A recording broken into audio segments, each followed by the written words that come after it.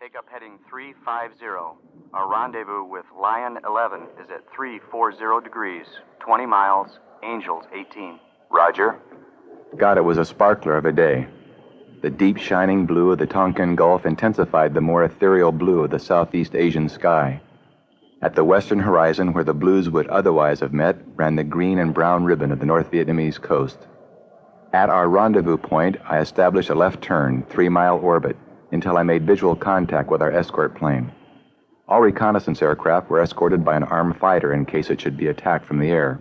It was also a good idea to fly over enemy territory in flights of 2 or more, so that one pilot could account for the other in case of trouble. Lion 11, Green River 2. Got you in sight. Roger, Greenie 2. Got you too. Coming on in. Our escort slowly slid into position just off the port wing, then crossed onto the starboard side, and we headed off toward the Than Hoa Bridge. The mission went like clockwork. With hardly any cloud cover over the southern half of North Vietnam, I had bracketed the husky steel and concrete bridge the way I had taught so many others as a Recce training instructor in Florida. The targets near Vin City were less distinct, but I was sure of the coverage with my panoramic horizon-to-horizon camera. There wasn't any opportunity to brief Lion 11 about the Vin City assignment because of mission security and radio security, but he stuck close in, and I figured I could explain it to him over a cup of coffee in the ready room afterwards. Or, what the hell, I could buy him a drink in Hong Kong. Although I didn't see any flak, I jinked frequently during the entire time I was over land, changing directions slightly with high G turns, often enough to make it difficult for any gunners to track me. Still jinking, our 2 aircraft headed back toward the coast. And then it happened. I could feel the hit. Bam! Just like that. It happened so fast, no flak, no tracers, no warning. After the hit, there was a slight vibration in the aft part of the plane. Warning lights began flashing on. I pushed the throttles forward into afterburner. I wanted to get maximum speed toward the relative safety of the Gulf. Lion 11, I think we just took a hit. I knew damn well we'd just taken a hit, but years of being Top Gun cool tempered the alarm in my voice. Any second now, Bob would be giving me the heading back to the ship. Suddenly, the plane lurched and rolled downward to the left. Red warning lights flashed on and off. No hydraulic pressure. I couldn't budge the controls. Still rolling, I tried to muscle the control stick. Nothing. No control. We picked up more speed now and rolled more rapidly. Sky, land, sky, land.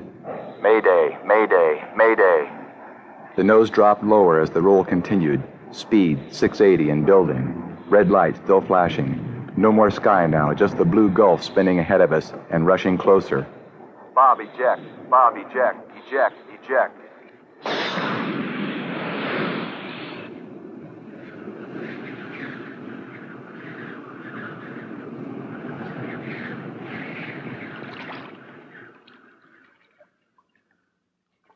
For a few seconds, it seemed like a dream. The salt water made my face and hands sting terribly. Unconsciously, I had released my parachute from the harness, but the shroud lines were still wrapped tightly around my right foot. The chute threatened to pull me down beneath the surface. I struggled and kicked to rid myself of the sinking canopy. Then at last, I did kick it free.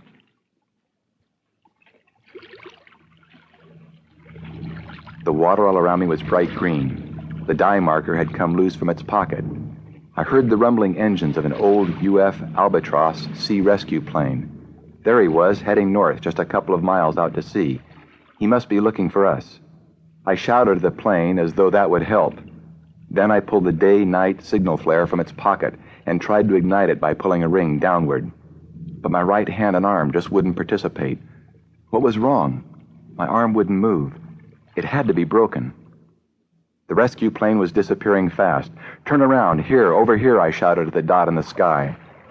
Frantically, I tried to smack the ring of the flare against the hard surface of my helmet, but it flipped from my hand, plopped into the water, and sank. Now I suppressed my rising panic. Somehow I resisted the paralysis of anger or shock and moved on toward other possibilities. This was a principle born of training, one that would have to serve me well in the immediate future. But what about Bob Hansen? Had he made it? Even if he didn't hear my command to eject, the system automatically ejected him a split second before me, and it automatically slowed him down with a drogue chute, separated him from the seat mechanism, and popped open his main chute.